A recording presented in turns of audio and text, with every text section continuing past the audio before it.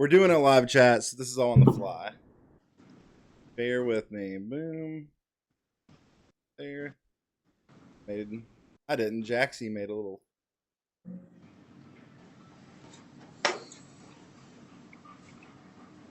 I'll be running this interview today. Very thankful and appreciative of those playing the tunes. Yeah, you guys are getting crazy play. Let's welcome him to the stream. We have Nate Holley from Vile Mind. How's it going, man? Going great, man. How you doing, Freeman? Doing good, dude. Doing good. So new EP, man. Yeah, it's doing really good, man. I know we were talking about it earlier. You guys are getting plays from all over. I don't know if you've noticed this. You guys got added to the No Echo playlist. Bro, I'm going to be honest with you. I don't know what that is. So No Echo, they put a compilation every year of hardcore that came out that year. Oh. And Jaxie sent me a thing. You guys are on the No Echo playlist. Explain all the country plays from other countries. Oh, yeah. I was telling Freeman earlier. I've never really had a band that's been on like Spotify or had any kind of release or anything. So this is all new to me, and we were just looking through the Spotify stats earlier and just seeing all these people in all these different countries listening to our music, and it was just insane. I've just been kind of blown away by it. Yeah, man, you picked a hell of a one to start with. So yeah, I don't know. I just didn't expect for it. He was just scrolling down country after country, and I'm like, I don't even understand how this even happens. I guess it's probably from that, but I really don't know what that is. I'm gonna have to go check it out. But yeah, ever since it came out, man, I mean, all of us have been doing everything we can to get it in everybody's ears and in front of everybody's eyes. And I went to LDB, which is not, in Louisville. It's not far from me. It's only a couple hours from here. We went down there, and we didn't have our EP out yet. I just had stickers. That's all I had, and I had like 100 stickers, and I gave them all out. And I tried to talk to everybody I gave them to and make some type of impression so they'd remember, because we didn't have any music out yet. You know what I mean? So once the EP did hit, and it didn't suck, you know what I mean? So people are rocking it out, dude. Yeah, it's been awesome. I've been super happy, and we've all been on cloud nine, man. It's been great. Been great.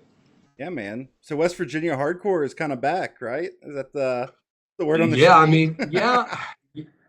Well, yeah, that's what's going down, man. When we started trying to put on shows again, Becca, my wife's sitting here with me. She's off over here. Who I've known Anyway, since she was a literal child. literal child. So yeah, when we started doing this, we thought that we were going to have to put on some shows, and that it was probably just going to be a handful of us older people, and that we were going to have to really wait and incubate the scene and try to like really brick by brick do this thing. But there was a need for it in our community, and there was like a want for it. And it was just begging to happen, dude. All we did was put on a fucking show. We put on a local show and just tried to make it a sense, start something new and fresh with some type of a sense of community and shit, man. And it blew up. Like we had 300 and some people come out to the first show, just local bands. And ever since then, it's been awesome, man. The scene down here is alive and growing, and we have a lot of new kids that are really enthusiastic and love it and are learning what hardcore is. But it's weird because I don't know this in the newer generation or whatever, a lot of these kids, the first hardcore show they ever went to, they also played. So they're learning what hardcore is like online and love it, but haven't gotten to experience it. And so we were just trying to create that for them, because we know how powerful it was for us, and still is for me, as a sense of, therapy and relief and, release and expression and shit. And so, yeah, there's just a bunch of kids ready to have a great time, and it's been awesome. It's been great. Yeah, man. I mean, me and you both kind of grew up in this. We also both kind of watched it die a little bit. Yeah, for sure. Big time die. Yeah, Big time die. it. Yeah, because for the people watching, like with Huntington, I guess in the early 2000s era, we had a really big, awesome, thriving scene. We had a really cool all ages venue that was owned by us, and we put it together. And we had, I mean, you fucking name a band, and we had them there. I mean, we'd have 400, 500 people out on a Wednesday night. It was awesome. And we lost Yeah. that venue, and a lot of things happened, and this area was really just absolutely fucking destroyed by the opioid epidemic. And then like all the venues are gone, there's no one booking shows. People that were booking shows, they moved away and got families, and there was nothing. There was only one place to have shows, and it was at a bar, and Yeah. kids can't get in. And so it was like, we had to start doing something, because like our kids wanted to go to shows. It really is what it was. Like our kids were looking online for shows to go to, and there was none. And we were like, well, fuck this shit. You know what I mean? And so that's where it really all started. Yeah. High Amp was sick. We had the High Amp was sick. Then we had the I, Brick House, which Brick House was sick. Brick Yeah. House was interesting because we also had huge shows, massive shows, Yeah. I saw band wise. Marauder in there, But dude. but at that point in time, it was just in such a weird spot. It was hard to get people there. The parking was terrible. St. Um, Albans, West Virginia is a strange it's spot for yeah. sure. And you're But right, there was no parking. if you watch Hardlore and stuff, they will talk about Nitro. They all remember Nitro Oh, because really? yeah, we get a lot of credit there for like we fought for what we had. Like we were not spoiled with shows. Like No we shit, all dude. had to work together. The hardcore kids had to work with the metal kids, had to work with the like genres of Bro, music they didn't care for.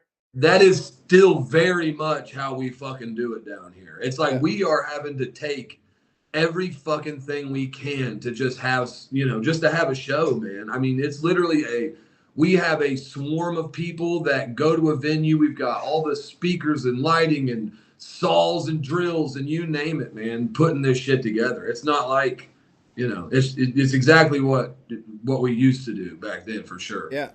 And I love that because when I talk about the scene, I don't call it the West Virginia hardcore scene. I always call it the West Virginia DIY scene. Um, Literally, that's exactly what it is. Even though I was a bigger fan of hardcore, I was at the metal shows. But Yeah. there was like a thing there where I saw the Wonder Years, for example, in front of 6 people, a crowd of 6 people. That Yeah. is wild Yeah, that we for couldn't sure. get people out to that show. I saw Bane in front of like 15 people at the YWCA. It was fucking insane. Yeah, but it's good to see it Um, back. That's what well, also, chat. so We're what? raising money. You see the link. We are raising money for the Huntington music scene. I don't know if Yeah, you've ran into this. I'll let you. Yeah, go ahead. I'll let you. Well, I was just gonna say what's awesome. What's awesome about the new, like, the rebirth of this scene that we have here is, like you were saying, these kids got to work with these kids, got to work with these kids. It's the diversity of it. You know what I mean? Because when we started this, like trying to put on shows and trying to create this sense of community, it was our fullest intention to do it with the idea of this being a community thing, of us actually being a scene and a movement, and like actually like loving each other and taking care of each other and making sure we're fed and housed and we have things that we need. And because we came into it with that intention, it has just been it's been contagious. And so we have a lot of different people, and like everybody's using their strengths for the common good, and everybody's having a fucking great time, and it's just growing and growing and growing. And everybody that gets added automatically gets, put into the fold with this intention that this is our fucking community and we're going to take care of each other, kind of situation. So that's really why I think the energy is so strong. It's because all these people that love this shit have felt like astray. You know what I mean? On the margins, like hardcore fucking outcasts. And now everybody seems like we all have a flag to unify under and feel like we're a part of something bigger than ourselves and do something for the common good that feels good and is fun and allows us to express ourselves and feel good as a community. And that's why I think things are just taking the fuck off. You know what I mean? Yeah, it's really cool because while I was in it, when I was in the moment, I didn't realize how special it was. I didn't And either, dude. I was just a crazy kid. yeah, we'll get into that. I too was a crazy kid, Yeah, you a were. bit of a pit pervert, so to speak.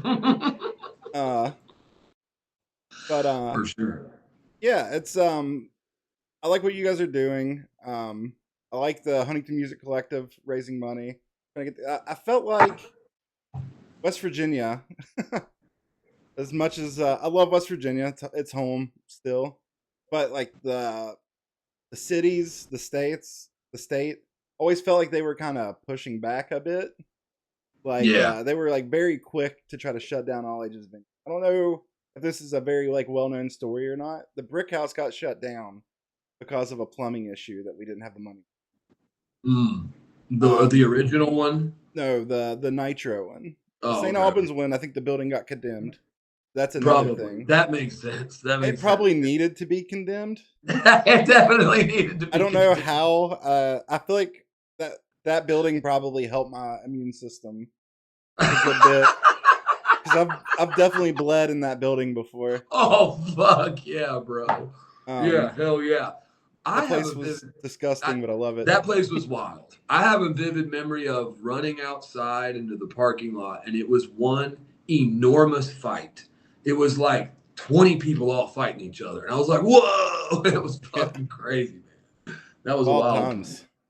Yeah, for Um, sure. but yeah, I'm gonna talk about Huntington Music Collective real quick, just to Yeah, because people fuck are yeah. asking about it in chat.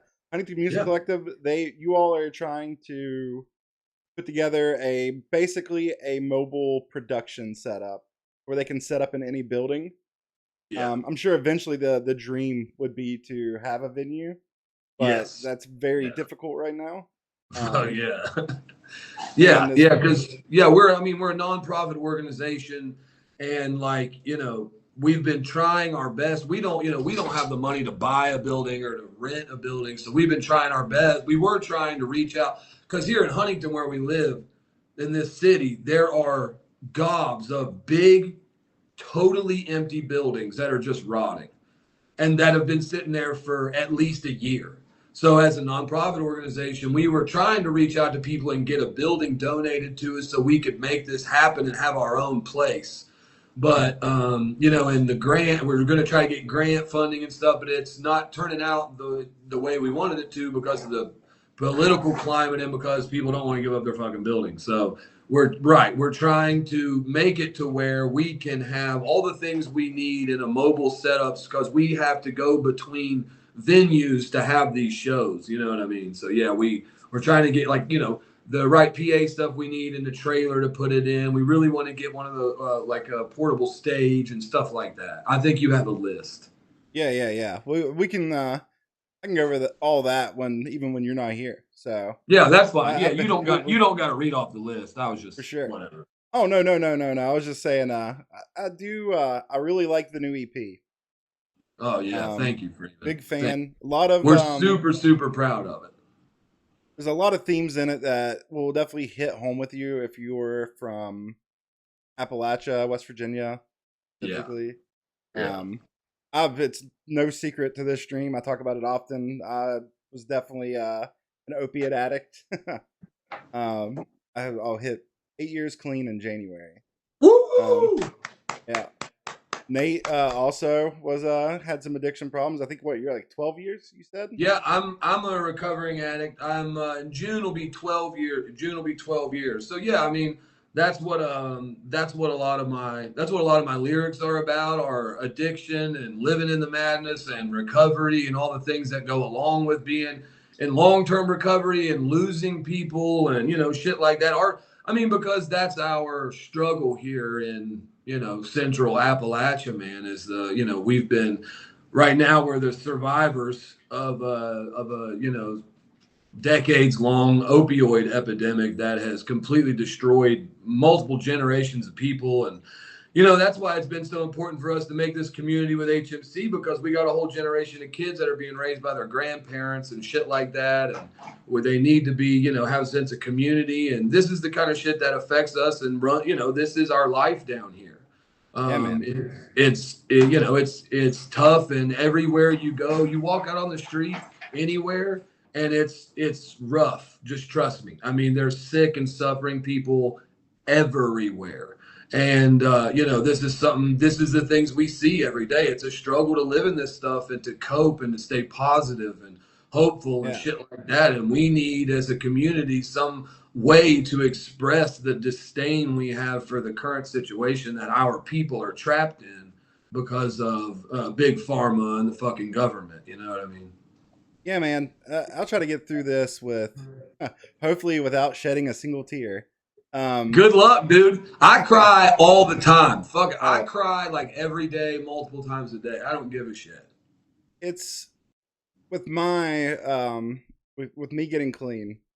I'm very fortunate that I had the support system that I have, like my family and my mom. But Yeah, not everyone has that, right. and a lot of people do find that in things like hardcore or Definitely. things like metal, like music scenes. It creates a Yes. community. It creates a family. Yes, it does. That It, shit is it means that something. That's why this shit means something to people. Well, right. And I really feel like the disease of addiction stems from a lack of human connection.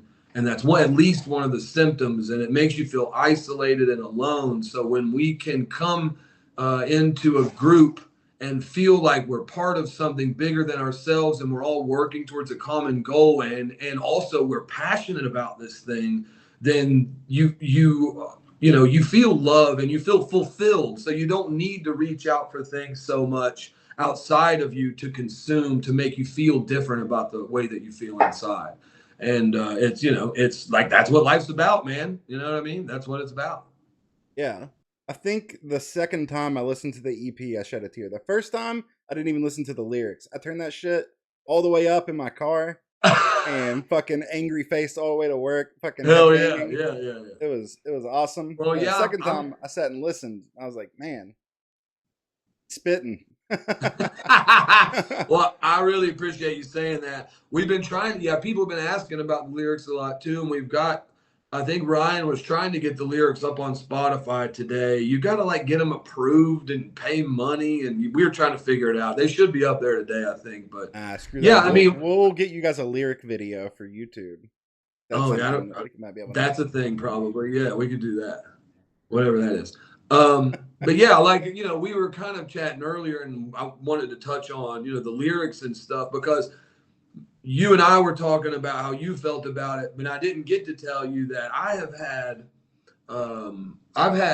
I'll just say, several people message me privately talking about how they finally feel kind of represented in hardcore, just because this is the region that we live in. This is something that we've all had to deal with. And I felt the same way. You know what I mean? I don't feel like I didn't never, feel like there's a lot of bands who really touch on my struggle or the struggle of the people from this area. And so I just wanted to be as real as I could. I realized that talking about being a drug addict and the shitty things you do when you're a drug addict in recovery is not something people talk about in hardcore. But I like hardcore because of the realness of hardcore. I like hardcore when people talk about what really the fuck is going on inside of them. That really rings true to me. That's my brand of hardcore. So that's what we wanted to bring to the table was just this is real life. This is our raw emotion. I'm going to cry right now. We've been living we've been living in this brutal landscape for decades now, and we have a fucking voice, and we're just like we just want to be fucking heard, man. You know what I mean? Like we just want down here, we feel like we're just overlooked by the country constantly, and we're fucking living in this opioid epidemic and shit, and we just want to fucking scream at the world, dude, and we just want to do it real and let everybody fucking hear it and hope people can relate and heal and find some type of representation that makes them feel good in hardcore. You know what I mean? Only thing I could say to that, yeah, fuck yeah, man. That's Fuck yes. yeah, Yeah. 100%, dude. Very, very underrepresented area across any genre of music. So it's good Yeah. to see that like hardcore is coming back and the way that it's coming back and like you guys are representing. Also, I do want to throw some love out there to the other hardcore bands too. And there were some bands trying to hold it together even before this. You know, throw it out Definitely. to Ghost Home. Yeah, fucking Shout out to Ghost Nuclear Home. Future. Ghost Home rips, dude. Yeah, they All the do. bands that, yeah, like Don't Look Back and Violent Convictions and all the guys that were still fucking playing and trying to hold it the fuck down during all this fucking no show having shit, man. They're awesome. And they weren't shitty about any of it. Everybody's just been on board, you know what I mean? Like, let's do this together, kind of teamwork shit. And they're, super awesome. All those dudes fucking rule. Yeah, I wanted to shout them out, but it is good seeing people being interested, and hopefully, hopefully it can save people. I can't help but think if the scene would have never died, I might not have got as bad off as I did. Yeah, I mean, you never know when people lose. Like, I say it. I feel like a fucking broken record, but I don't give a shit, dude. I'm just gonna say it till my lungs collapse. When people lose a sense of community, and then see people dying everywhere around them all the time, and their friends and shit. Yeah, I mean, the propensity to use drugs to escape and feel different is gonna increase for sure. Absolutely, yeah. Couldn't have said it better.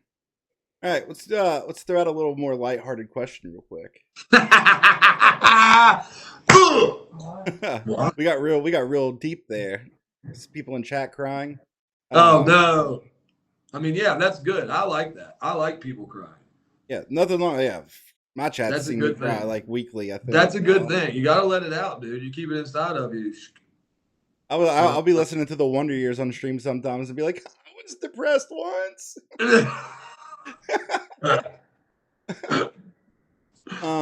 Top 4 West Virginia hardcore bands all time. How hard is that for you to do? Oh, does that have to be in any order? No order.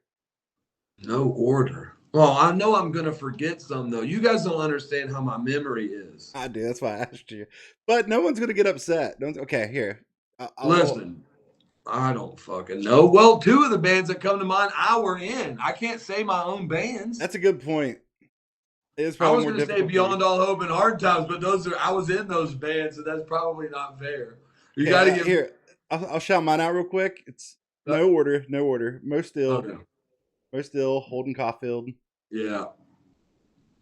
Ooh, probably Cold and Distant. Cold and Distant ripped. Cold and Distant was really fucking good.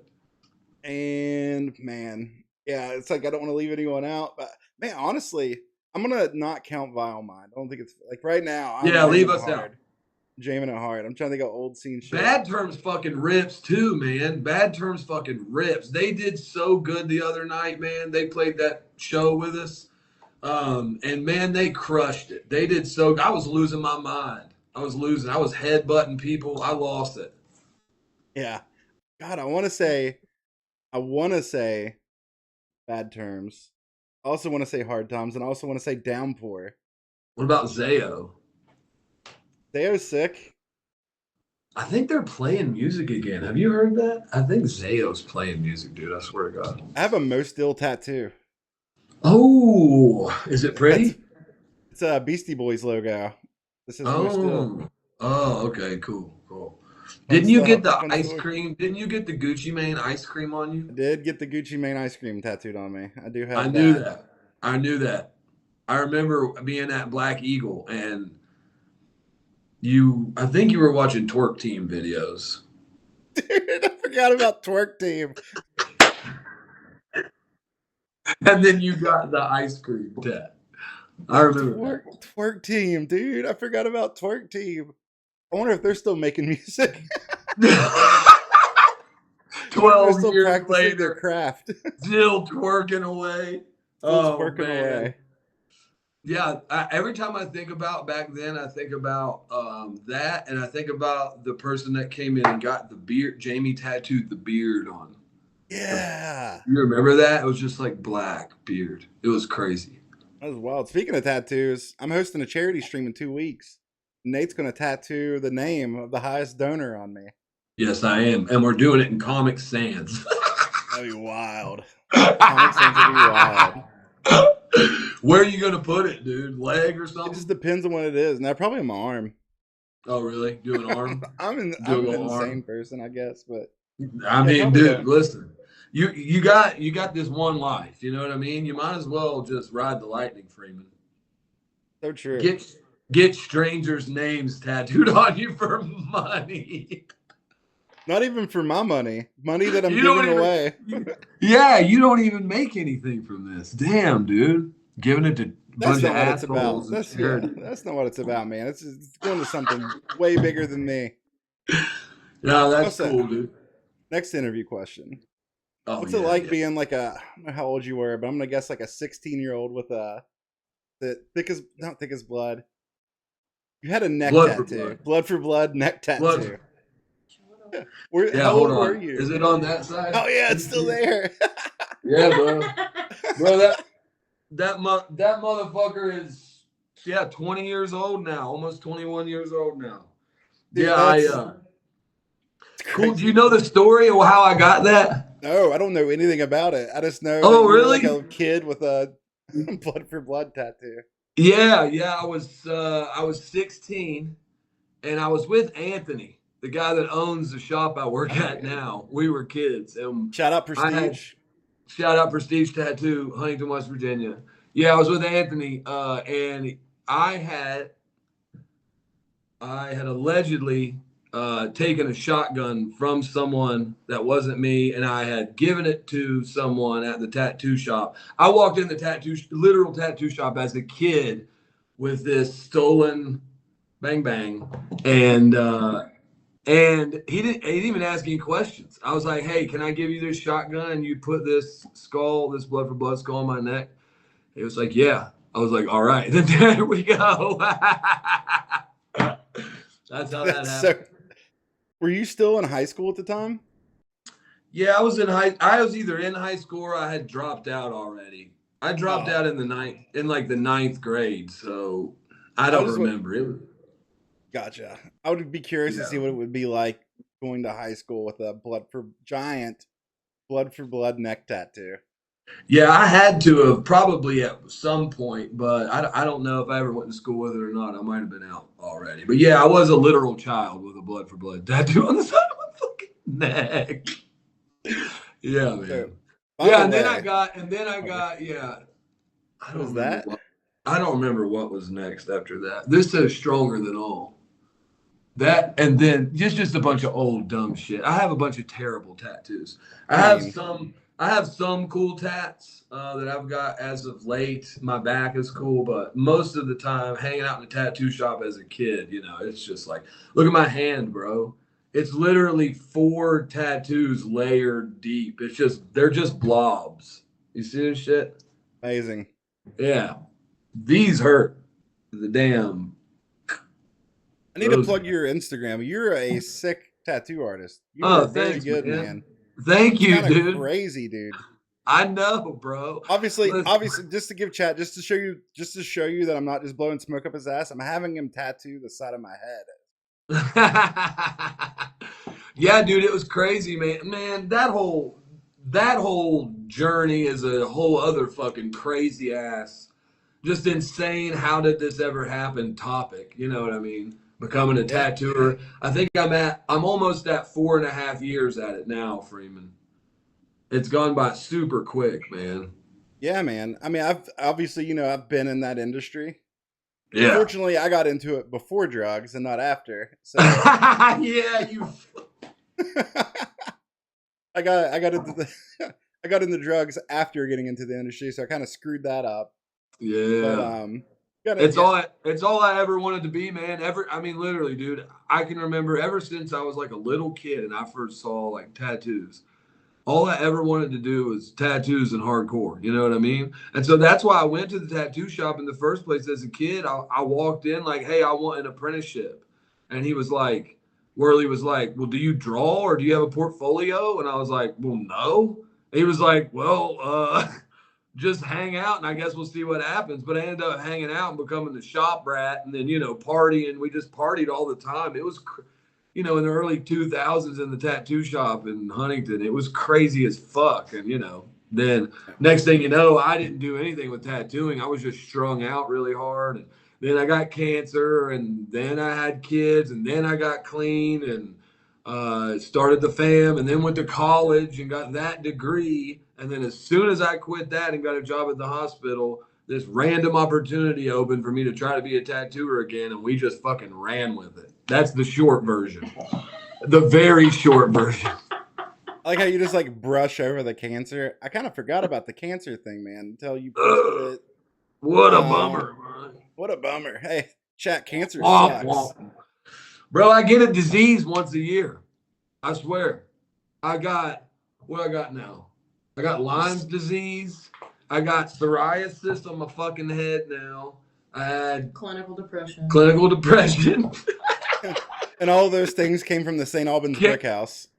Yes, that's what I'm saying. Right. I drank the water there.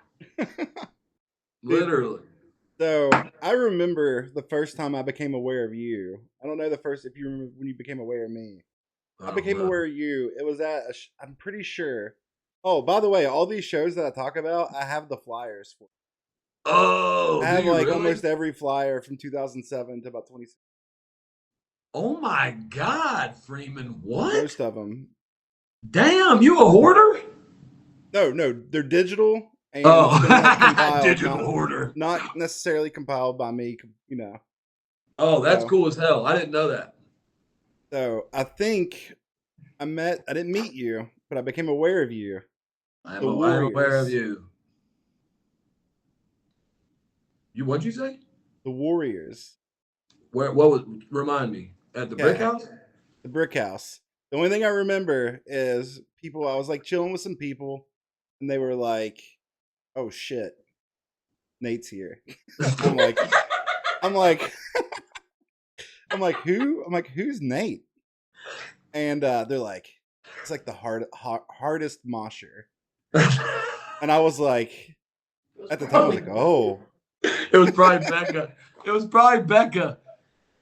No, it was like grown men. It was like grown men being like, and what's funny is people like, I played a live show of you on stream, and some of the people in chat were like, "Oh my God, it's a scary looking dude." He was much more scary back then, and he was scrawny. That's true. I had way more piss and vinegar. I had a lot of undealt with trauma. You know what I mean? Yeah. Didn't we all? For sure. Yeah, I had a lot more piss and vinegar then, for sure. It was a lot more fearless. Now I get hurt really easy. I get hurt so easy. Hurt is my bro, standard I was at a state. Hatebreed show in Pittsburgh a couple years ago. Literally 5 seconds into their first song, I kicked and actually tore my hamstring, black and blue. It happens all the time, dude. I get hurt super easy. I'm built cheap as fuck. Yeah, hurt. Well, as you know, you've seen me. I have a genetic spine disease. So I you? Yeah. Okay. I'm just kidding. I was saying, I feel like you've definitely seen me since then. I have, yeah. But yeah, that's why I called you. You were a little pit pervert. Man, I remember that was just like the highlight of life. You know what I mean? We would, as kids, these guys in hardcore bands were our heroes, man. I mean, they were our heroes. And like, we would watch their videos and watch Boston Beatdown and watch all this shit. And just like, that was who I emulated. That's who I wanted to be. That's who I emulated. And what's crazy is, man, it's like over the last, few days, I have had some guys that are like childhood heroes of mine, like follow me online and tell me that the album ripped. And it has been like, I don't know. It's just been hard for me to like feel like it's real. You know what I mean? It feels like I don't know, dream come true kind of stuff. You know what I mean? And it's been wild, man. It's been wild. I have stuff I haven't even had time to message you about. I have people wanting to book you guys in Fort Wayne. Okay, Indiana. All right. I have Okay. people wanting to book you here in Orlando. I would love to do that. Let's do a show with Freemz. Working on potentially a Richmond show if you guys want it. But I'm we want to play, dude. Send them your way once. Please do. We want to play. You know what I mean? And we're all. It's hard to strike a balance because we're all family men. You know what I mean? We've got kids and shit. You know what I mean? So it's hard to strike a balance because we want to obviously play hardcore fucking 24/7, but we also have to make money to feed the kids. So it's like we want to get out and play really bad. And we do have some shows coming up. We have one in Columbus on the 13th. We're playing in Lexington on July 18th. And we're playing in Brooklyn on October 9th. We're playing with Death Before Dishonor at Street Power on August 11th or 12th. So we have some, and we're trying to book more, but we can't really do a shitload right now because we really weren't prepared, honestly, to be playing this often. So we definitely want to get out. I would love to come down there and play in Florida, dude. That would be awesome. Yeah, one of the venues that we were talking about is getting shut down apparently in Orlando. Oh no. Haywire is playing there tonight. Actually, I see you wearing a Haywire shirt. Oh, sick! It's a great show, dude. They're the last super cool dudes. Hoods. Hoods is going to be the last show. Oh, really? Yeah. Oh, bummer. Well, yeah. I mean, I will come down, bro, for sure. It's a good. Someone in chat mentioned FYA. I wonder if we can get you guys a show booked here around FYA Fest. Yeah, or whoever's watching, if you know anybody on FYA, we would gladly come play FYA Fest. No big deal. Just putting it out there. Well, I mean, I don't know if you know, but I feel like we know who books FYA. He also books This Is Hardcore. So you'll be adjacent to him at some point. Maybe you could chat with him. I could be like, I'm not worthy, please, Joe, please. I don't think Joe books it anymore. Please, it's Man, Joe Hardcore, I think, runs it, but I think one of the bookers is the guy who books. Unless I'm getting my shows mixed up. I don't know, dude. There's too many ins and outs for me to keep up with. I do know that I'm going to This Is Hardcore this year, though, and I am so fucking stoked, man. I cannot wait to go to This Is Hardcore. It's gonna be badass because I've never got to see End It. And I love that band, and I'm really stoked to see them. Bob Wilson is who I'm talking about. Oh. He might just be promoting This Is Hardcore. I might have my info mixed. I know Joe Hardcore runs and has always run. Yeah, I don't know. But yeah, that's honestly, I mean, obviously any hardcore band's like big dreams, right? Is to get to play these big fests in front of all these people and hope anybody likes it. I mean, that's one of my major fucking goals, dude, is to play some of these fests and people care at all. You know what I mean? Yeah. I mean, look what happened with Big Boy after they played FY. They blew up. They're really good. I love that band. They kill it, dude. They're doing really good. I'm super happy for them. Yeah, I love it. I love seeing bands like fucking kick ass and be good and actually blow up, and especially just because it's good for hardcore, man. You know, what's good for the goose is good for the gander. So I think it's awesome. Yeah, this is going to be my segue here to my next question because Big Boy is probably like my favorite of like the new generation of hardcore. For sure. They sound like Cold World. Yeah, they've got a cool groove to them. I love the groove. I'm a huge fan of groove and hardcore, and they got it, dude. They got the bounce. They rule. Cold World put out one of my favorite hardcore albums of all time. What is Nate Holley's top 4 hardcore albums? I should have gave you these questions beforehand. Terror, Lowest of the Low. Ooh, good one. Hatebreed, Satisfaction. Has to be. You just named the two best hardcore bands. What'd you say? Did you just name the two best hardcore bands? Right. I mean, Hatebreed was my first show ever. Terror, shaped me as a person, as a kid. Like those two for sure. And Blood for Blood, Outlaw Anthems. Yeah. And so just one more. Fuck, bro. Do the first one that comes to your head. That's how you have to do it, man. I was gonna say Trapped Under Ice. Sick. Yeah. Can't beat it. That's a good one. That's what I was gonna say. I fucking love that goddamn band. I remember when that shit came out.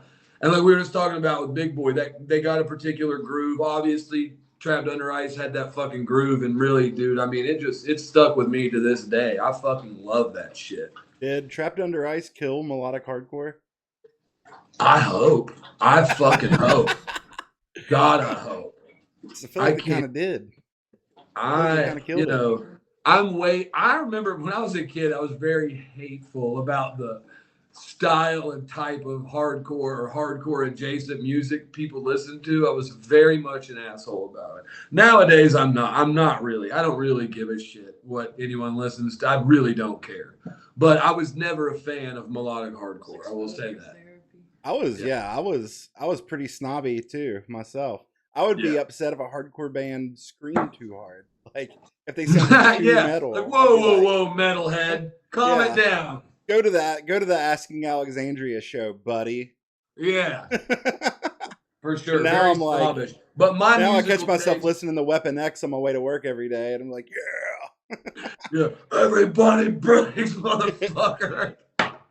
Bro, they were really good at LDB. They were fucking heavy as hell, man. They were awesome. I tell you who else was really awesome that sticks out to me at LDB was COA and Combust. Super sick. I gotta address an allegation in the chat. They said, "Bro, you were at the Asking Alexandria show." I I worked. was? I was. I Oh, worked at okay. the Brick House. I was at every show. And Becca, who was in the background, can attest to the fact that me, Becca, and Sammy sat in the parking lot the entire show and smoked cigarettes. They were like, "What are we gonna do after this? Like, where can we eat?" We were like, "I don't know. Good luck." I don't know, buddy. See you later. But I'm glad that show happened because that show made money. It allowed for that venue to exist. So Yeah, exactly. exactly. I was snobby when I didn't Yeah. need to be. Right, and that's the kind of shit that we've really been, making sure we stay away from, and like trying to be much more cool about things than it was back in the day, because that was not cool, and it crushes the scene, man. You know what I mean? Yeah. Being a self-righteous prick. Nobody wants to hang out with you, dude. Why would you want to come to a show where everybody's a fucking dickhead? Nobody wants to do that. I don't want to do that. No, absolutely not. Yeah. I catch myself now because I basically run a music stream at this point, and people are always wanting to send me music. So Cool. I've got this new practice of like, instead of being like, I don't like that, I try to find something that I do like about it. Oh, that's awesome. That's great. That's And awesome. Yeah, changing your perception, man. That's cool as hell. And I've been trying to do that recently too, just with everyday life shit, man. Instead of trying to find the silver lining and stuff. yeah, you got to. I feel like going through drug addiction will change your perception on things like that. Yeah, It'll either go definitely. one way or it'll go far the other. I've seen it go both ways, but people who come out solid on the other end seem to have found a way to find the good. Like that's why I'm so open about talking about my addiction on stream. The way I look at it, if me talking about it, and I've had people message me being like, "Yo, like listen, you talk about it meant a lot to me." Yeah, There's a right. lot of isolation in. There is. Well, and the thing is, too, what sucks is, we talked about before, it's like, with the disease of addiction, you see the people that are sick because they're out on the street and they're causing problems and they're sick and yada yada. But you don't see all the people that are in recovery because they just look like normal people. So, in some realms, it would be a good thing for us to talk about this kind of stuff and be open about it. That way, people see that people do and can recover. It's not just people get sick and die.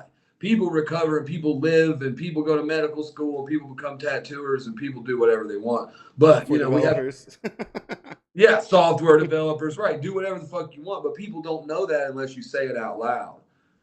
Yeah, for sure. I think that's another thing I meant to touch on earlier with the new EP um is it helps to remove that isolation. Like whenever you get in your own head and you're like, oh, I'm against this alone, and you're hearing someone from the same area dealing with the same problems, the same issues. It removes a lot of that isolation and a lot of Yeah, that and feeling so of hopelessness. I'll share something with you here that happened a couple days ago. Shit like this keeps happening. It's just been insane. It's like really been incredible. So the song on the EP Survivor's Guilt is obviously about, you know, losing people to the disease of addiction in general and trying to live on in their memory, and not only just live in their memory, but use the energy that they left in this universe to like really fucking live like as hard as I can. Well, that song in particular is about like, like I said, general, but when I wrote that song, it was very much in my head about one of my specific friends, Matt, who was a combat veteran, and he got clean with me at NA, and he relapsed and he passed away.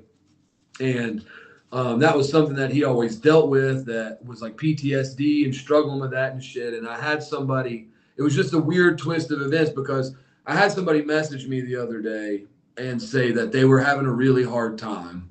They're a combat veteran and a recovering addict, and they were dwelling on the friends that they had lost when they were overseas, and that they were listening to Survivor's Guilt and how it helped them change their perspective on the day and not feel so down and out and depressed, and how much it meant to them. And what he didn't know, messaging me, is that song is about a combat veteran, just like the guy messaging me is a combat veteran. And so I got to tell him that and share that with him. And honestly, the thing that I really just, my overwhelming thought is that if all of the shit we went through over the last 20 years to make this EP, if it never goes anywhere, and if it never does anything at all but helped that one fucking guy through that one day so he could feel better about his day and remember his brothers with reverence, then all of this shit is totally worth it. You know what I mean? Because of that one super special, super powerful interaction we had the other day. And it was awesome. So I just wanted to share that with you. You know what I mean? Yeah, that's pretty great. It was wild. And like, it just keeps happening. So it feels really good to feel like I've done anything at all that has helped anybody feel any kind of way. You know what I mean? That's a powerful feeling. It's humbling for sure. Yeah, man. No, it's different, but with the Switch stuff, the DMs I get sometimes it's crazy how much being open about shit that is kind of demonized by society. A lot of people don't like talking about how they were an addict, and Yeah, I afraid mean, to speak on it. and even if there's a lot of shame that comes along with it, because of it being misunderstood and people viewing it as like a weakness or whatever, and people don't want to come across as weak or having low willpower or something like that. But it's not like that, man. People with the disease of addiction are sick. They're not bad. They have a disease, not a moral dilemma. And then when you treat that disease with spiritual principles and community and shit like that, it's miracles fucking happen. You know what I mean? People can recover, and people do recover. Yeah, for sure. And I mean, the album itself too, and the lyrics aren't just about. Man, you have this lyric. Sorry, I'm scatterbrained right now. No. I'm just chilling. I don't give a No, fuck. I had two different thoughts at the same time hit my head, and I spoke on both of them. That's what just happened. Yeah, what's that, bro? So the first thought is it's great for not just people who are addicts. Okay, it's great for three people: people who are addicts, people who have been affected by addicts, and people who like heavy ass fucking music. Because it, dude, Prowler jacks me up, man. In the car, I just get stoked. Prowler's cool, dude. I love that song. Go ahead. You have a lyric too, man. That's the one that made me cry, and I can't remember the lyric now. It has to deal with like your friends dying or your brothers dying. I'm trying to remember. It's in Survivor's Guilt. I say that. In Survivor's Guilt. It's in Survivor's Guilt. Yeah. It's probably in that one, bro. That was there's some heavy shit in there for sure. Yeah. Look, I don't know what you're talking about though. To be specific, Regardless, Yeah, that's how effective it is, man. I bawled like a baby when I paid attention because, man, losing people is almost harder than dealing with the addiction yourself. Like, Dude, it is. I mean, I, bro, I didn't even know a human was capable of grieving the way that I've grieved a couple of times since I've been clean. Because when I was using and people would die, it was you didn't really feel a whole lot because you crushed all your feelings with drugs. But then once you get your emotions and your humanness back, I've had some friends die that I put in the ground that, man, I just crushed me. You know what I mean? yeah, Just man, brutal. and like you get that anger from it Yeah. too, which is great to have like the music as a release for that. Definitely. And, they say time heals all wounds or whatever, but I don't know that that's true. And, I think No, it maybe softens them up a little bit. And I think, hearing music like, that you can relate to on a personal level is therapeutic. You know what I mean? yeah, and like I don't know if you had to do this when I first got clean. I kind of just cut everyone out of my life for a minute, and it sucks when you come back from that and you find out people died and they've been dead for like 2 or 3 years, and you're just Yeah. now getting to mourn it. Uh huh. Yeah. Yeah. You Oh, just find out. man. Yeah. That's brutal for And then sure. that anger just fucking you get mad at yourself for ever being on it, and the the hand that you felt like you played. You can't do that, and you shouldn't do that.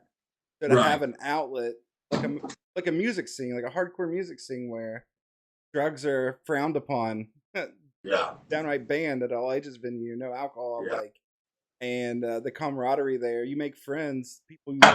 There's something about when you see someone wearing like a hardcore T-shirt that you don't know in public. Yeah. That guy gets it. Yeah. I remember being a kid because it was way less common when we were kids. Being a kid, if you saw somebody with like stretched ears or like a hardcore shirt, it was like, whoa, holy fuck, one of our Yeah, people. You know what I mean? it makes it so much easier to get a positive group around you, and that's Yeah. why Well, I want and like this I so was bad for talking West about, Virginia, man. what I was talking about earlier was like I was saying, there's a shitload of young kids that come into shows and stuff, and like all us adults, or there's a shitload of adults coming as well, but we're all parents, you know what I mean? And we're all clean and shit like that. So it's awesome to be in a position to be able to show the younger generation that you can function and have fun and be living a full life without using any type of substance. You know what I mean? Like we're not sitting around drinking beer at the show, you know what I mean? And people can drink, that's fine. But like for us, we don't, and we're just trying to show people that you can do shit without having alcohol. And what's been awesome, dude, the overall vibes at our shows, like the HMC shows we've been putting on and stuff, is so awesome. I know I've talked about people feeling like they're, unified and stuff, but the overarching thing I've heard from people, like the first couple shows, kids coming to shows, they were like, it's really cool being here where there's no alcohol being sold at all, because everybody that comes to the show when no alcohol's there wants to just be there for the show. When you go to a show at the bar or whatever, it's like a lot of people come and get fucked up, and then music is just kind of there. They're playing and they're drinking while they're watching, but they don't really give a shit. You know what I mean? But at a hardcore show, they're everyone's there just for the same fucking reason, and it feels like that. You know what I mean? And there's not ever any problems. Yeah, and that's another issue too with bar shows where there are people there who aren't there for a show. It's sometimes a powder keg for a It disaster. it definitely Because is. It I, is 100% of the fucking time. Every fucking time. I've definitely beat ass at bar shows. Like, I got into a fucking fight last week at a bar show in Louisville because we were at the fucking Terror Nails obituary show down there, and some big ass fucking caveman ass drunk dude just being a big dumb drunk dude in a hardcore pit. It was just ridiculous, man. It's just because he was drunk. He was just drunk, acting like an asshole. man, I bet you he doesn't even remember this. I don't want to call him out, actually. Maybe I shouldn't say his name because he's in one of the bands, one of Oh the Huntington no. bands. Me and him, me and him beat the fuck out of it. He probably doesn't even know who I am. Me and him beat the fuck out of some kids outside of Crowbar. I'll give on you a Fourth, hint. He plays on Fourth drums. Avenue. 4th Avenue. I lived on 3rd Avenue. Oh, I know who you're talking I soccer kicked that dude in the head. about. Allegedly. Allegedly. I think we're past the statute of limitation on that. You don't Barely. know that, though. You're not a lawyer, Freeman. That is true. What if you were? What if you were like, yes, I am, dude. You don't remember? I went to law school. Yeah, I am an ordained minister. Does that count? Yeah, that counts. Pretty much the same shit. So hopefully Both- chat both. hears some of these stories and understand why we're raising money for the Huntington Music Collective. See how important this is to a place that is largely forgotten, and people are wanting it. It's like the time. People are wanting it. Young people are getting interested. Yeah, and what's been really cool, man, is like we've had such a. What's been really awesome is we've had such a response from our community. Honestly, like when we started doing this, it was literally me and Becca and Anthony rolling around in his car in like fucking half a foot of snow, just looking for open buildings, any open building that we could be like, hey, we want to play music in this building. And because we thought we could afford between like a core group of us to throw in on rent, not realizing how extremely expensive everything was. yeah. Wait, what are we talking about, Freeman? Just how important it is to have a DIY or all ages venue. Oh yeah. Oh, the people. Yeah. So I posted it on Facebook, like we're gonna fucking do this, and then I found a garage and posted a picture on Facebook, and then it just blew up, dude. I had like multiple lawyers and like people who own companies in the area, and like everybody just doing everything they can to throw their. We had a city council woman help us out with our nonprofit paperwork, and I mean it was absolutely insane. So when it started, it was like there is absolutely a need for this. We have to keep this going. And we started with the big dream of we're going to get our own building. We need a building so we can have, workshops and kids can come hang out there and we can do all this cool stuff. But getting the money to do that was, it's right now it's not an option. And so we're trying to get everything. We're trying to just get all the stuff we need together. So when we do have a show at one of these venues, we have to rent out, that it's cool and fun for everyone and seems like professional, you know what I mean? And the bands that are coming from out of town know that we have good sound and it's a good time. And so that's what we're trying to do to just, keep growing the scene and the all ages, DIY kind of community down here. Yeah. I want to plug this really quick. Plug it up. It's adjacent to it. I'm running a charity stream, as you know, the weekend after this one, so June 7th. And I know the poster may be confusing for people who aren't used to Twitch. So basically, we're gonna have a big bar, and it's gonna go up to $500, which I'm now realizing is a mistake. I should have went higher. So I'm just gonna we're gonna add more things to it. It's gonna get crazier, actually. So as it gets up to that bar, you do that thing and then it raises up and you do a next thing. Oh, okay. So it starts easy, the Jelly Belly challenge, eating gross jelly beans. Eye tracker stream, it's where chat can send me pictures and see where my eyes are tracking. But then it starts getting crazy around $100, where I have to eat a ghost pepper. Have you ever done that? Yeah. You have? Oh yeah. Oh, bro. I'm a tough boy. Okay. You're a tough cookie. Listen, big dog got it. Big dog got it. Big dog got it, bro. I can literally feel my stomach burning thinking about that thing going down my gullet. There's no. That's not even. It gets so much worse after that, though. I do the dirty milkshake, where I'm gonna let. Saw that. What the fuck is a dirty milkshake? Dirty milkshake is basically I'm gonna pull up Instacart. I have a $30 limit. Chat is gonna vote on the things that go into the milkshake. So, and then I'm gonna drink it. No, dude. And I think until we reach the next stretch goal, every $10 donation, I'll take another drink. No. Yeah, bro. Then we hit $200, and I'm throwing on a shot collar. Oh no, bro, And you're gonna have a heart attack. every $5 donation is going to shock me. Every $10 donation is going to shock me at a higher level. $20 at a higher level. $30 at a higher Until level. when? You die? Until we reach $250. Then I'm going to dye my hair by myself with no help. I've never done this before. Bro, you can't. And then at 300, we're doing the Freeman. facial hair roulette. Hold on. You cannot let strangers shock you in the neck over and over and over again. You can't do that. Hey, Nate, let me tell you something. Nate.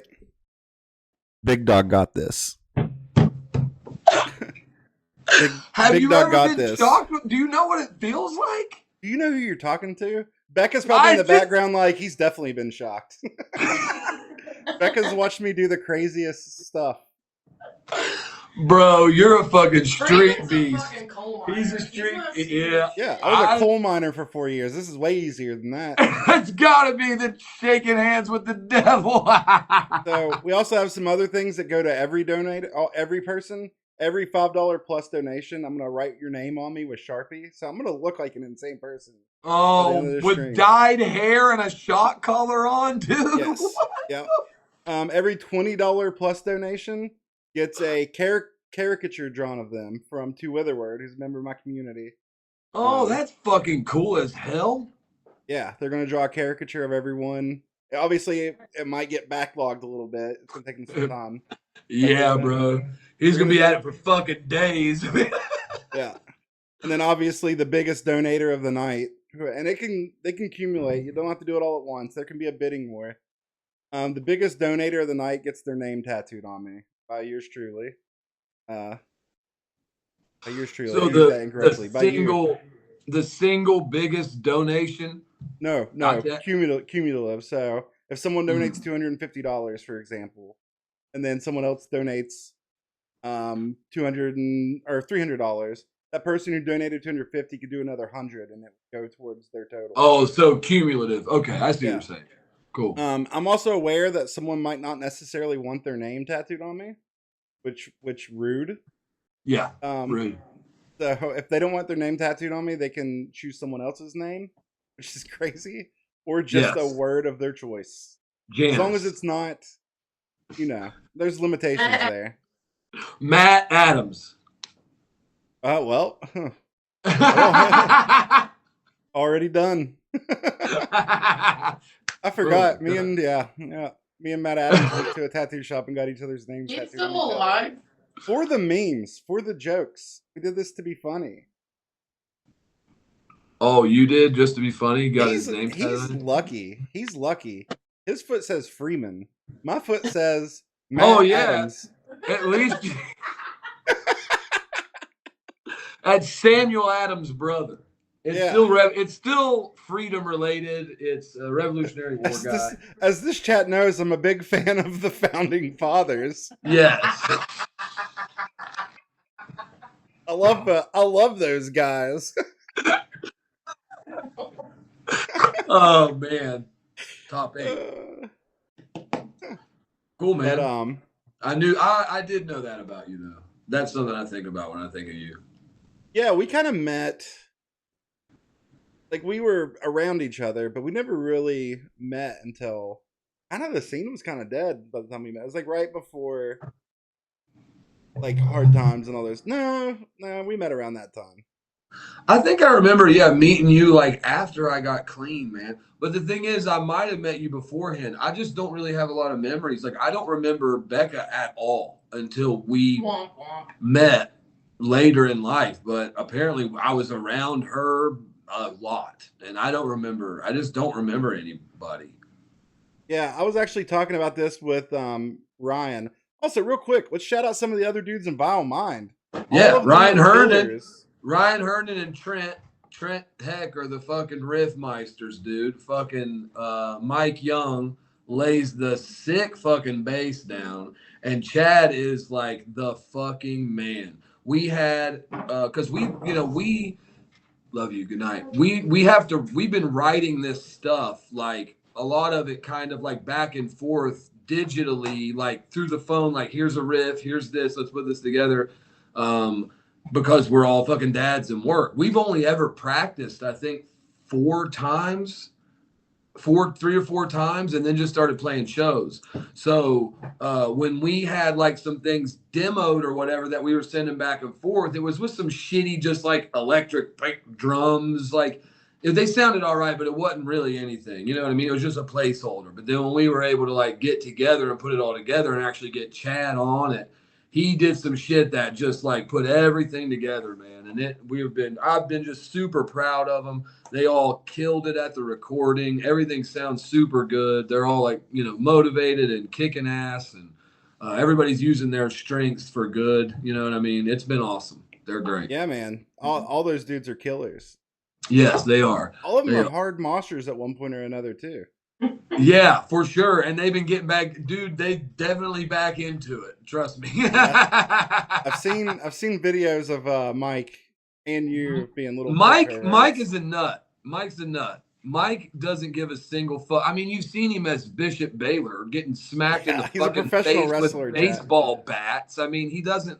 The man, he's the sweetest man on earth. I've used to live with him. I've known him since I was probably 15 or 16 years old. And the man he's a psycho. I think he has split personalities where he's just like, he's super nice. And then if he's going into mosh mode or wrestler mode, it's just like bloop. He just does not give a fuck. He's a nut. He's a nut. Me and Ron were talking about this. This is another issue with the hardcore scene back then. We all kind of clicked up. Big time. Like I was kind of like hopping around a little bit more than others, but like everyone was like super clicked up. Like this group of like the Huntington people, Huntington felt like it was broke up into like 2 or 3 groups itself. And then they had like the Charleston, St. Albans, Nitro people, and like. Well, that's definitely what happened. Yeah, like people like grouped up into their own little tribes, and everything was just everything just sucked, man. It was shitty. There was no scene. It was just people. You know what I mean? Anymore. It was just like there was no sense of community or like coming together and having fun and doing anything for each other. It was just like people that were young and couldn't communicate, and I feel like I feel like it kind of became the like a pissing contest a little bit, but that's the problem. We didn't have any old heads either. Like there were no old heads. It was all like young people running the whole shit.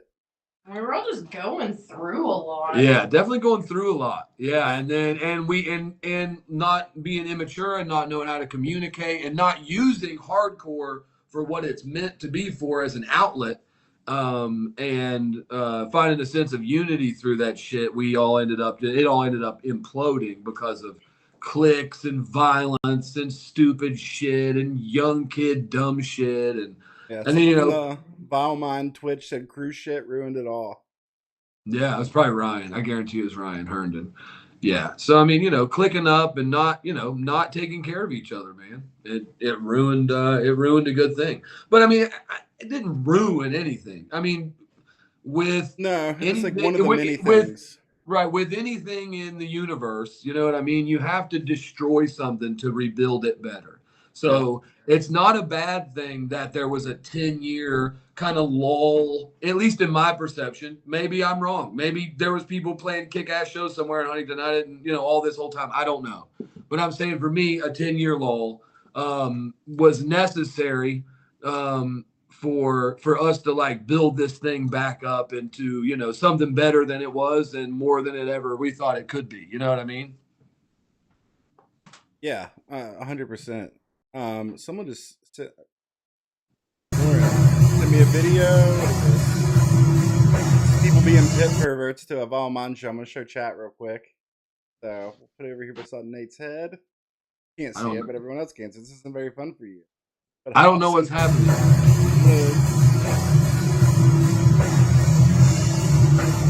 Man, people are showing out for you guys, huh? Me? I don't know what we're talking about. Oh, it's you. Okay, it's a video of you being a pit pervert. That's what it is. What's a pit pervert? You're moshing hard as shit. Oh. It's nothing bad. It's not a derogatory I was like, don't say that. What are you talking about? You need to send me the video of Mike punching people. I will. You gotta make sure Nate gets this. It's you moshing very hard. When? Recently? Recently. Oh, Very okay. tattooed, no shirt. Very Right. standard 2025 Nate Holley. That's how I be. That's how I Yeah. be rolling. It's very blurry. Very blurry. But I will send it to you. We are actually over an hour. I'm down to keep going, but if you need to, I know we said that we would shoot for an hour.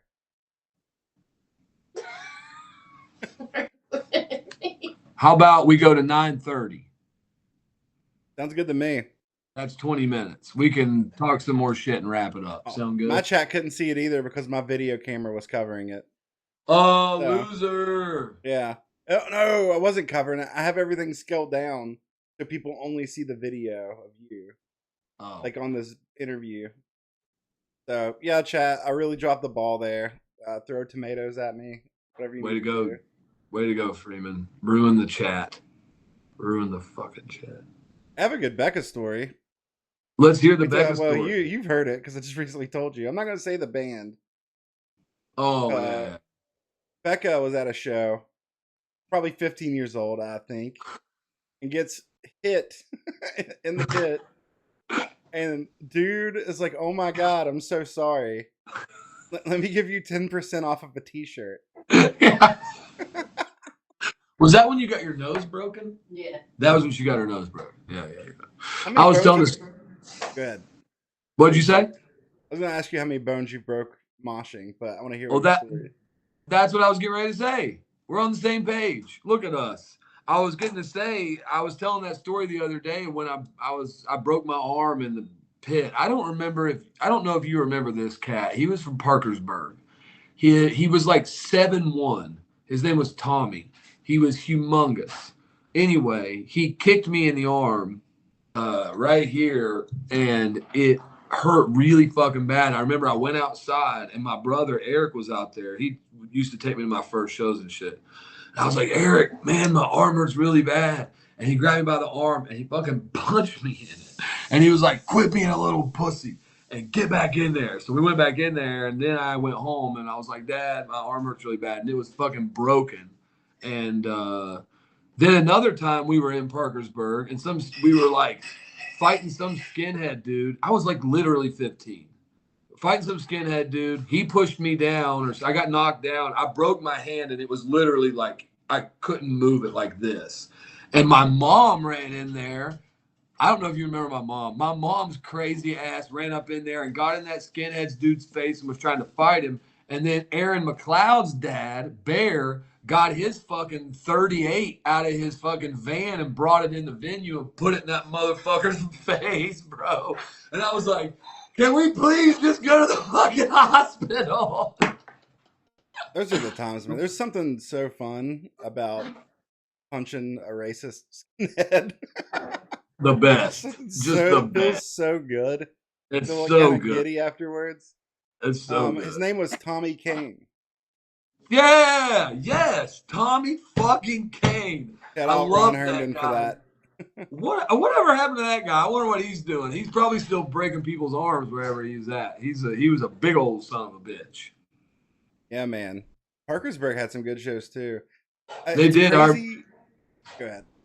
I was thinking about Parkersburg the other day because I remember there was a band from like the Lexington area called Pronounce Me Dead. They were like a straight edge band from back in the day, super early 2000s. I was a kid, and I saw a guy in Louisville the other day who recognized me from back then, and we were able to make friends online and shit and like reconnect. So that was really cool. That was awesome.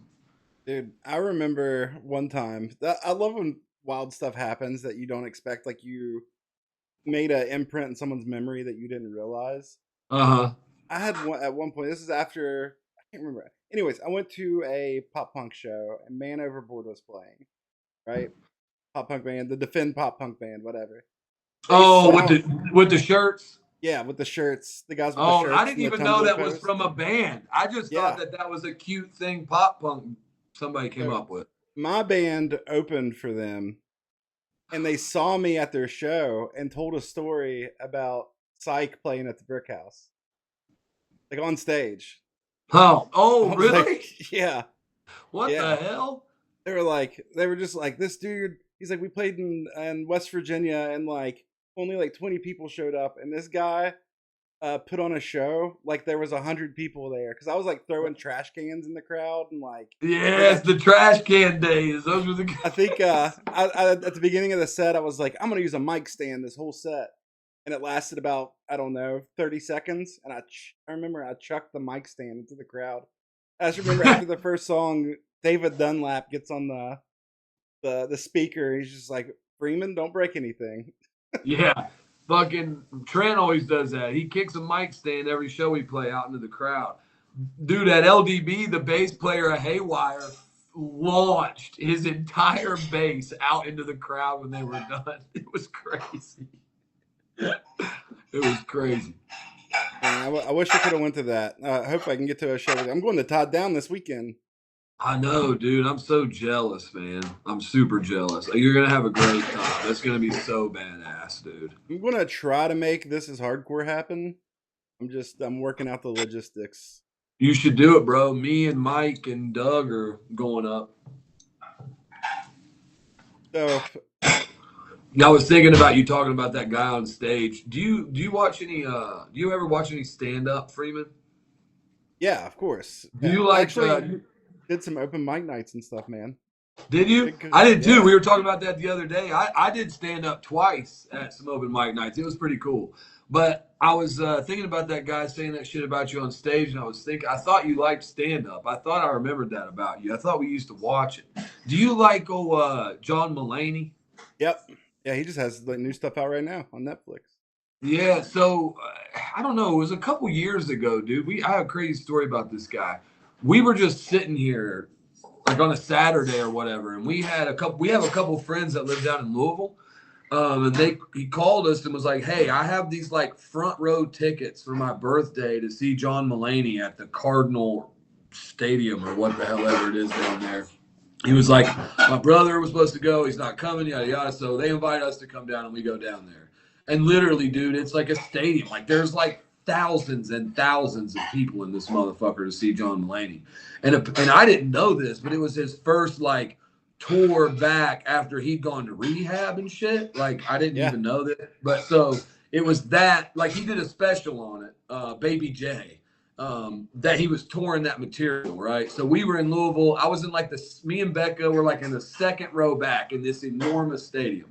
And so he's talking about going to rehab. And he's like, anybody in here ever been to inpatient rehab? And I'm literally in like the second row, dude. I mean, you can't miss me. And I raised my hand like this. And he was like, oh, gentleman down here. He was like, what'd you go to rehab for? He was like, I was in for this and that and this and that, named off a bunch of shit. And I was like, heroin. And he was like, boom, heroin. A short list, but a strong list. And then we just had a weird like conversation in front of like thousands of people about rehab. He was asking me what my favorite part of rehab was. And we were talking about drawing hand turkeys and shit. And then it was cool, bro. He asked me, he was getting ready to start on another bit. And he was like, wait a second. He was like, how's it going? Are you still clean? I was like, yeah. I was like, I got 8 years or whatever, because this was a few years ago. And the whole goddamn stadium was like, whoa, like freaking out. I was like, what is happening? I looked to my left and Becca's just sitting there sobbing, bro. And I was like, what is going on? So then, he goes on with the rest of the bit. And at the end of the show, he's like, oh, and what was your name? And I was like, Nate. And he was like, my name's John. Nice to meet you. And then got off stage. And I was like, what just fucking happened, bro?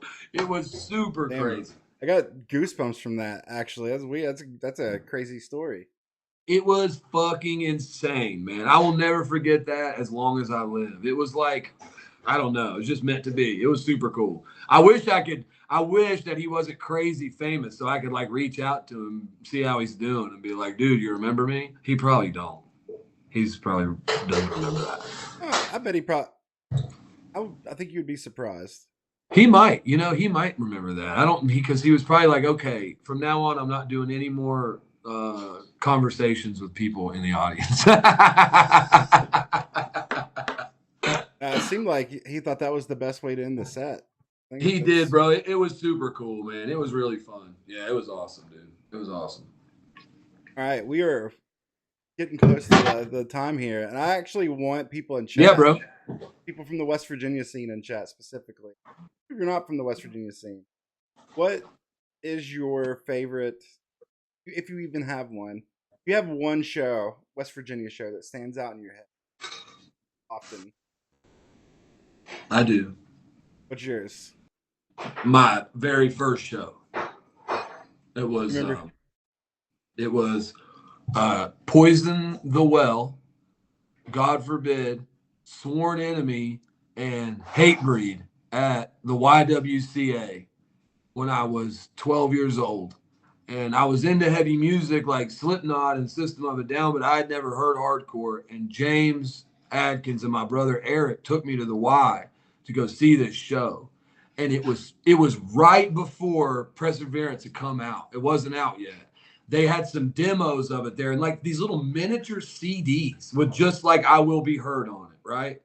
And the Y was fucking packed and people were losing their minds. And I remember just standing there as a kid. I had never experienced that kind of energy or anything like that in my life. And I remember just standing there shaking, like scared, but like feeling like I have to do this for the rest of my life. You know what I mean? And Yeah. I remember that show vividly.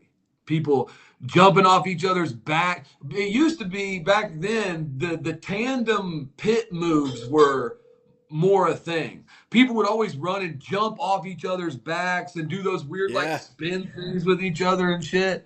People were doing that. And I was like, where am I? What the fuck is this? This is something I crack up about now when I go to like these like hardcore rooms and like people mosh too hard these days. I'm like, what? That's objectively false. Yeah, no.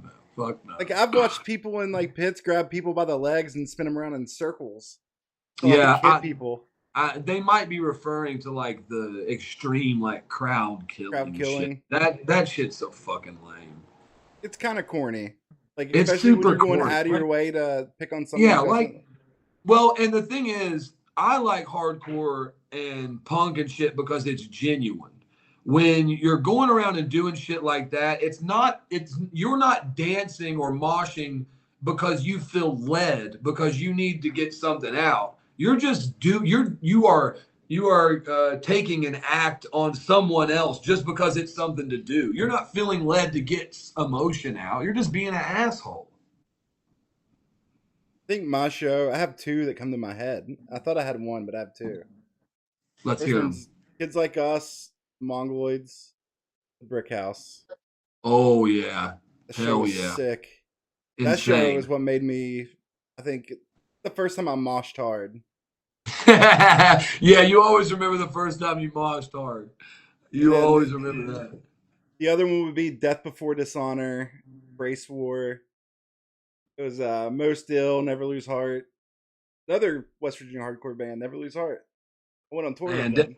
Death Before Dishonor is always ripped. I'm so excited. We're playing with them here on Flying August. down for it. Oh yeah, for people, West Virginia people in the chat. Flying down for Death Before Dishonor. Oh, you are? Sick. Yeah. Hell Yeah. yes. That's awesome, Freeman. That's going to be super fun, man. That's going to be awesome. Yeah, it'll be a good Cool. time.